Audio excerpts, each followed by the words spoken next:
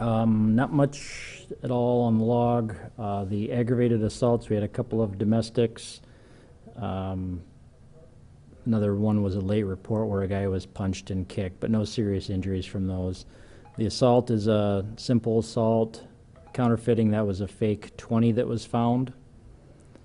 The disorderlies, not much there. Had a trespassing, somebody was wandering in traffic, a guy that was yelling downtown, but nothing serious. The embezzlement was a car that was loaned out. The family offenses, we had some domestics and protection order violations. Frauds had a few reports, ID thefts and credit cards, larcenies, a couple of unlocked cars, a few wallets that were left behind, I guess. Game console was taken. Nothing real big from those. The sex offenses had one of them was a report, and the other two were sex offenders that didn't register. Simple assaults were some more domestics, and the narcotics, that's probably the one thing that we have out of there. Most of those are just small amounts, but we had one started with a gunshot call in the 600 block of South Waltz Avenue, and that was around 10:45 last night. There was a few people that called, and then they saw a car leaving from an apartment complex. We had an officer that saw that car and ended up stopping the car in the 900 block of South Summit Avenue, and they found some meth and then a gun inside the car as well. So we're not sure if that gun was used in the gunshot that was heard or not. But the meth, there were 3 bags. There's a few things that had some residue in it, and then 3 bags. One had 7.4 grams, one was 3.8 grams, and one was 1.4 grams. The driver of the car, he was the only one in the car, so he was arrested on the drug charges. Possession of a firearm by a former drug offender, possession with intent to distribute in a drug-free zone, concealing a dangerous weapon with intent to commit a felony. Those are the charges that we had. So. What time did the officers find the car in the Summit? It was right, I mean, probably just a couple of minutes after that. I mean, there wasn't much of a delay. We had the report of the car that was leaving, and then just a short time after that, the officer saw that car and made the traffic stop. How many were reported? I think it was just one. Any casings found? I don't see anything about any casings that were found. Nobody damaged anything? No, I didn't hear of any reports of any damage. What's up? Then we do like a handgun? Yeah, it was a handgun. Do you have his name when you're ready? Sure. His last name is Richards, Richards.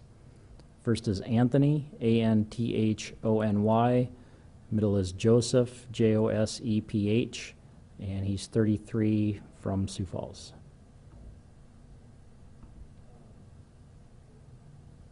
Any meth with all the drugs found in the car? Yeah, just the meth. The drug-free zone charge, that was the reason the school zone. Yeah, and the traffic stop was in a school zone, and there's something in here.